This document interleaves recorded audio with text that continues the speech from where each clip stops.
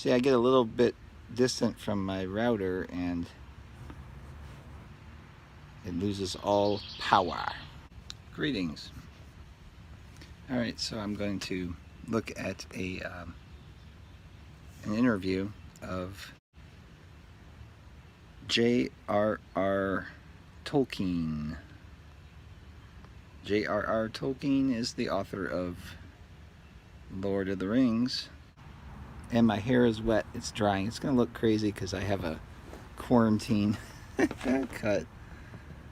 So the interview... feel any sense of guilt at all that as a philologist, as a professor of English language, with which you were concerned with the factual sources of language, you devoted a large part of your life to a fictional thing? No, actually, it doesn't make me a lot of good. Yeah. So he's a philologist, and they put so much emphasis on that. And it doesn't matter. It's like that. See, that's the world system. So if you look at his life, to have status, to have the money and time and all these things to do things of value, which was writing the Lord of the Rings, for example, and the Hobbit, and perhaps the Silmarillion, I don't know, and what else. But they put so much emphasis on what the system wants. Who cares about J.R.R. Tolkien, the philologist? And he has a sense for it, although he doesn't. He has his. He knows, but he doesn't outright say it doesn't matter, because it does a little bit. But No, there's quite a lot of linguistic wisdom in it. I don't feel any guilt complex about the Lord of the Rings, as many people have said. Now we know what you wasted the last 14 years upon. You can now get on and complete some of those professional tasks which you neglected. And so, reached out right out, I was more busy working at my proper things I've been for a long while. Yes. Is the book to be considered as an allegory? No.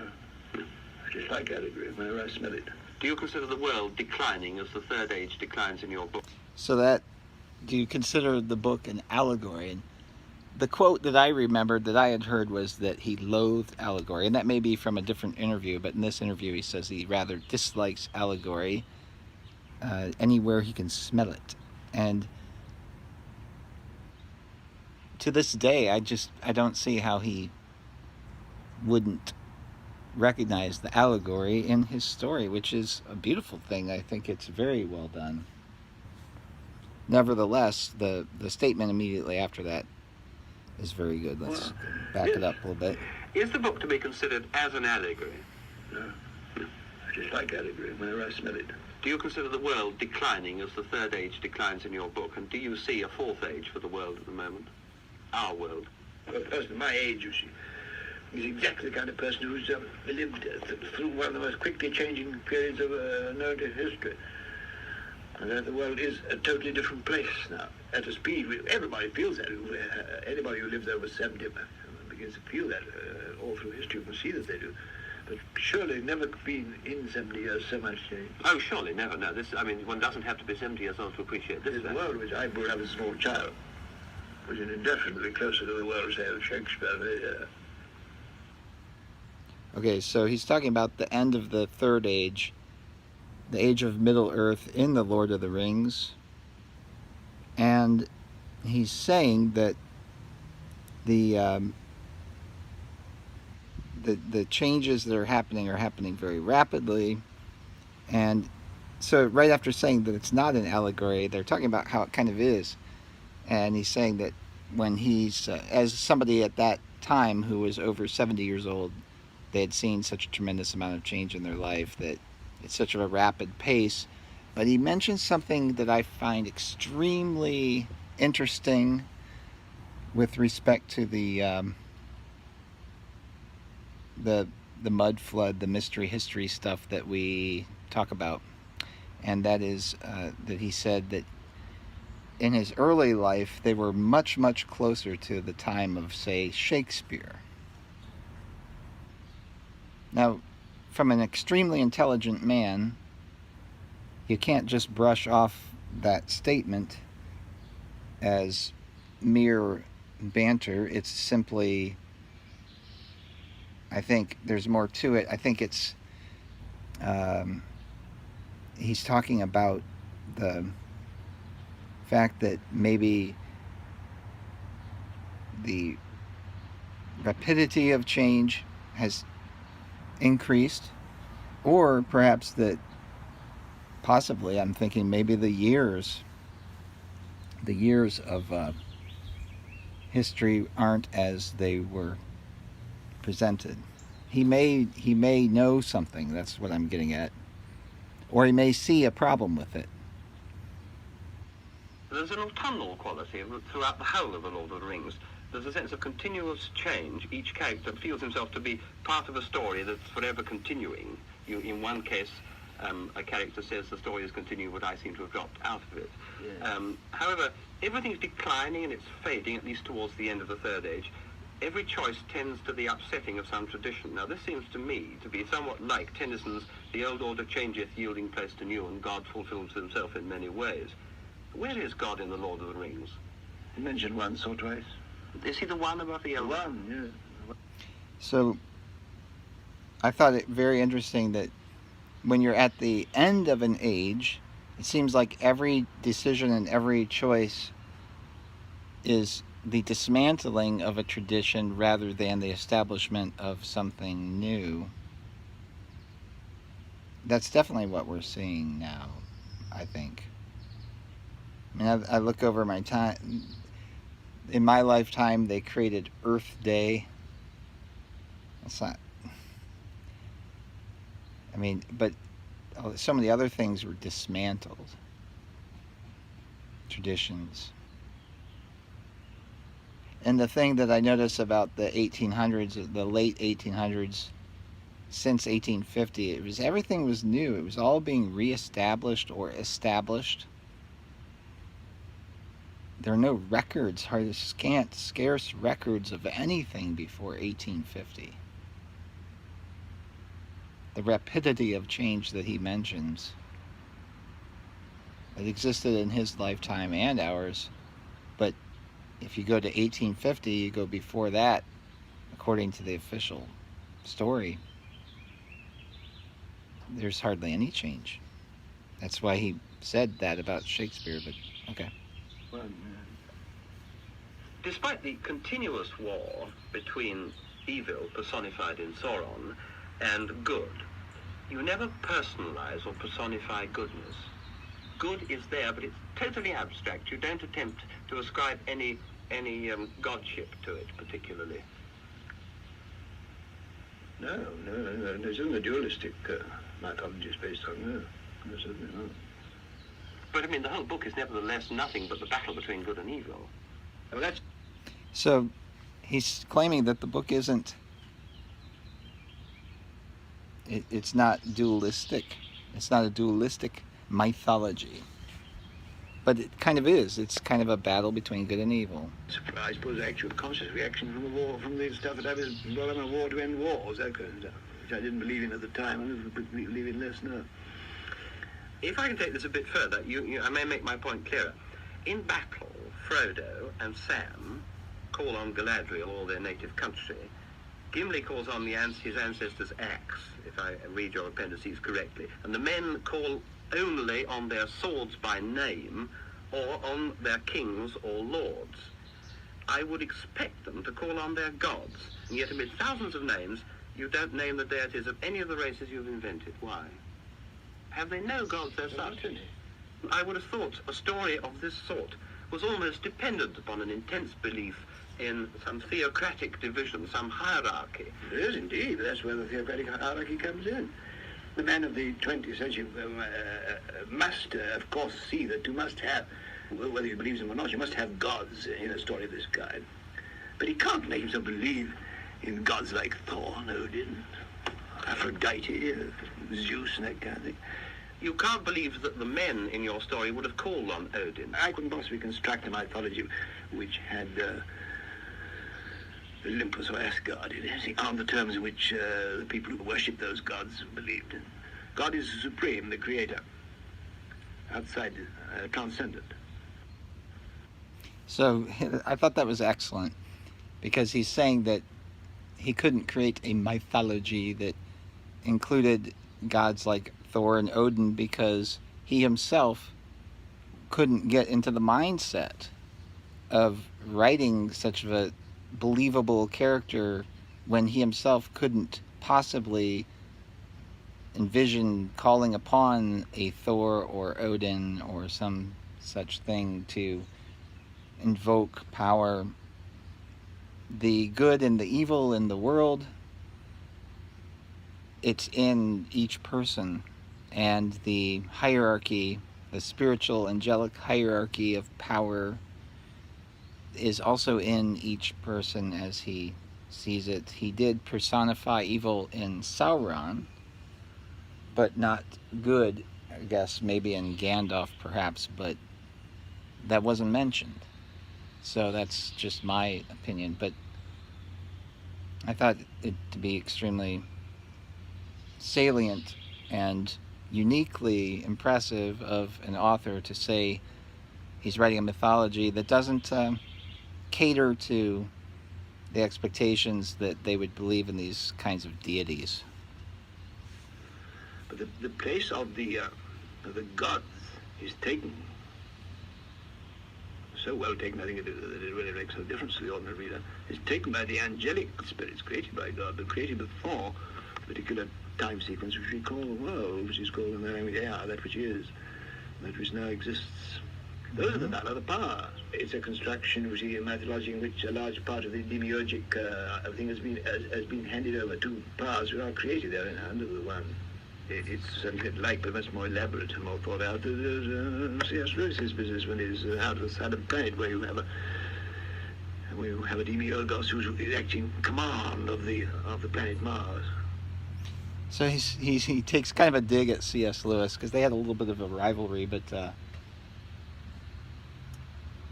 he's saying that the angelic powers seem to have handed over the physical power to the physical beings, and I would agree with that. And so that it exists and you see it in the real people, in the real places of the real world that exists here.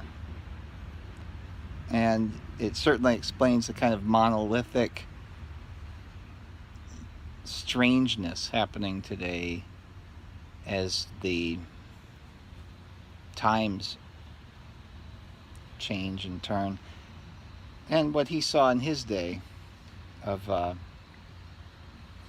the war to end all wars, which he didn't believe in then and believed even less at that time. You know, so many years, 60 years later, or however many. The idea there was that Lucifer was originally the one in command of the world, but he fell. So it was a silent planet. It had fallen out of that was the idea. Well, this is not the same as me. Yes, yes. So then So you have, he acknowledged in your Lucifer's account, you have an ultimate one, whom you call... It's called the one only. The one only. And then the Valar, who are considered as living in Valinor. This particular little group of them who moved from other parts of the universe to do this part because they became interested in it. In the book, I get the impression you always see power as being physically in a high place.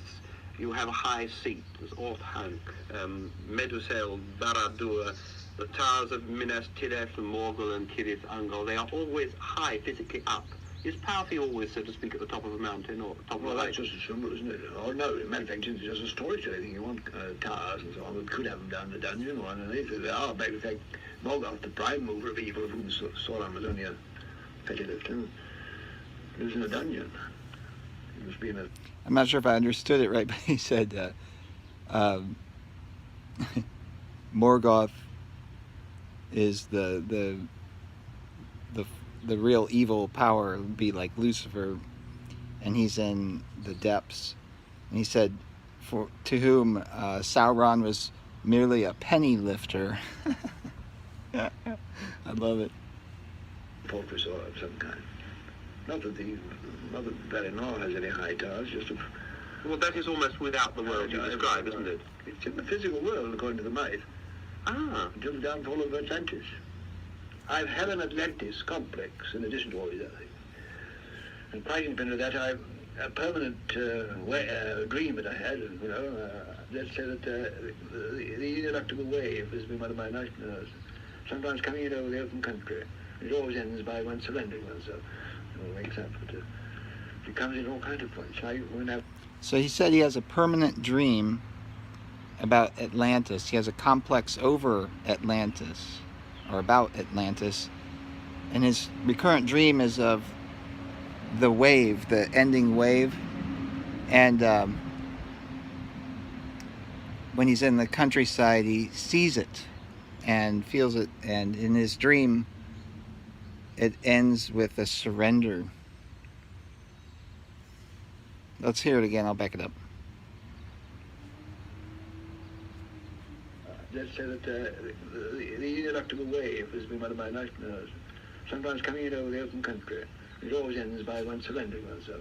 It all wakes up. But it comes in all kinds of points. Whenever I used to doodle and draw, nearly always alone think of the vast oceanic wave coming in. So, of course, I had to write quite independently these Atlantis stories, which I call Numenor, which means the land of the extreme western Earth. Well, this is the fable, you see. Since the whole question of the human fall is left off the stage, naturally. It occurred, but they're not known. Since they regraced these people, they were given this great island, the first of all west, not in the divine world, not in the immortal world, to live on. Then, of course, will always come a seemingly meaningless band, like the fruit of the tree of evil. Lewis was the same thing in his Perilambra. Their band was they mustn't sail west. They did. Hence the ultimate downfall. It then became unintellectual. People lived there only in memory. It lived in time, but not present time. And of course, the Numenor was drowned, and the earthly paradise was moved. And so then you could then get to South America. Told you the world became round. As it always had been a vast globe, but people can now sail around, discovered it round. And that's a very nice solution of the thing. So I also wanted to give them the fall of Atlantis some universal application. The point is, really, I've written some story about which, as they get to that, you suddenly see the real coverage of the world going down like a bridge. You're on a line which leads to what was. Of course, I don't want your theory of time is, but what was and what is, if it ever had an existence, must still have that same existence. But we won't go too, you can't go too deep into those things, but they really are sailing back to a world of memory. So there's a lot there, and I don't agree with all of it, but it's extremely interesting. And he's speaking about Atlantis, and to me, he's talking about the divinity and the godship or the demigods of the place, and how they were coexisting with humans, and that the tree of knowledge allowed intellectualism, which caused the downfall of Atlantis, and ultimately it's sunken. It's a huge, vast island sunken, and it calls to mind the North Pole, and he said it's the land between East and West. That could only be the North Pole. And all lines lead to it. So that would be the lines of longitude. And then he said that the Earth as a vast globe, though he says it was always that, became something of a conscious thing revealed to people through intellectualism from the tree of knowledge, which is forbidden. It's like evil. And so there's an association with the globe and evil.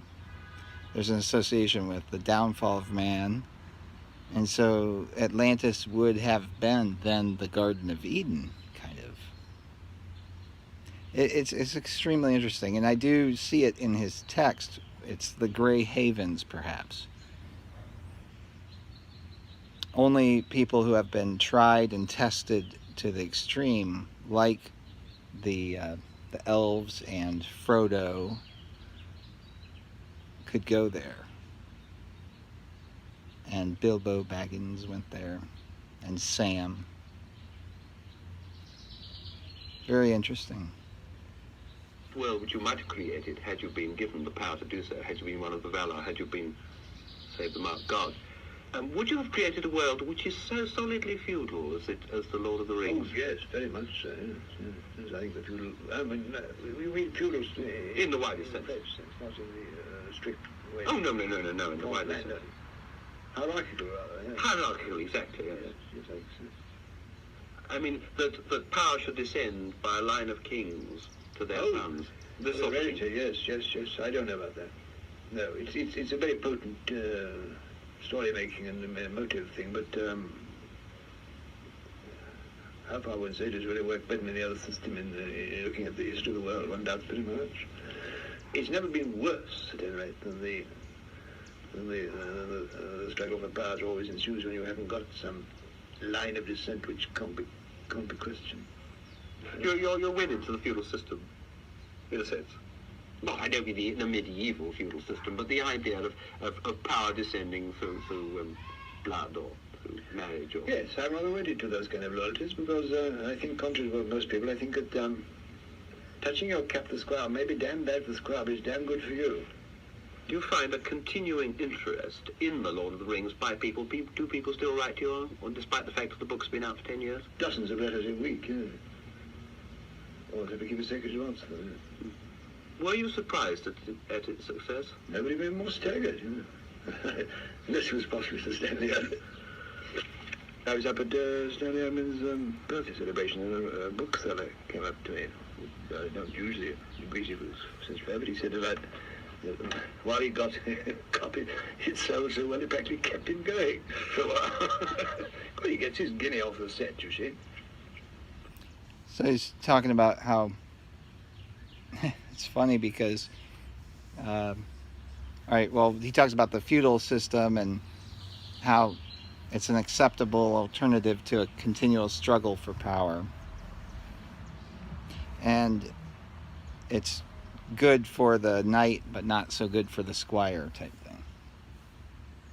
But there's not a better alternative. Then he talks about the fact that the book has some success and that there's a person who confessed to him that he's copying the books for a guinea or something like that, but he's grown to really like it because, you know, I don't know if he's like handwriting it or typing it or what he's doing. I have no idea what they really meant by that.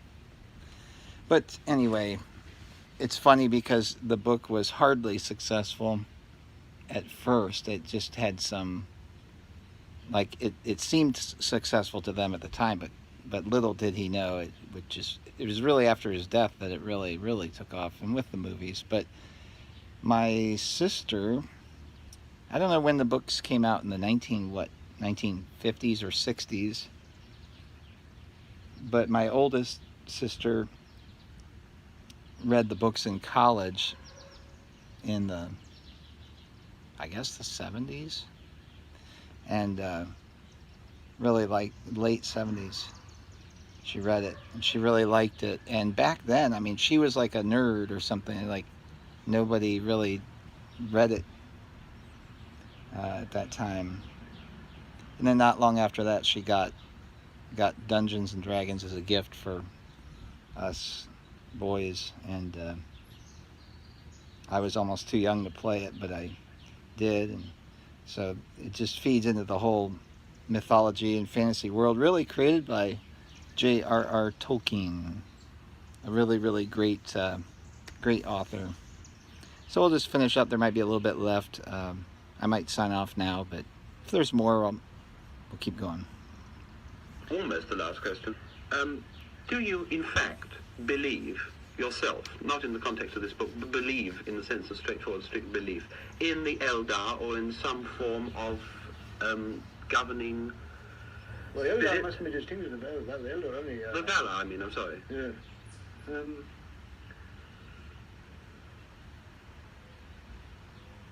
Are you in fact a theist? Oh, I'm a Roman Catholic. Devout Roman Catholic, yes, but I don't know about angelology. Yes, I should have thought almost certainly. I mean, yes, certainly. Well, they seem to me to be the saints. or the equivalent of the saint. Well, they are in some ways, yes. They take the place in this book of the things which in medieval and older legends you have the gods and the invocation to the saints, which are lesser angels. Yes, they do.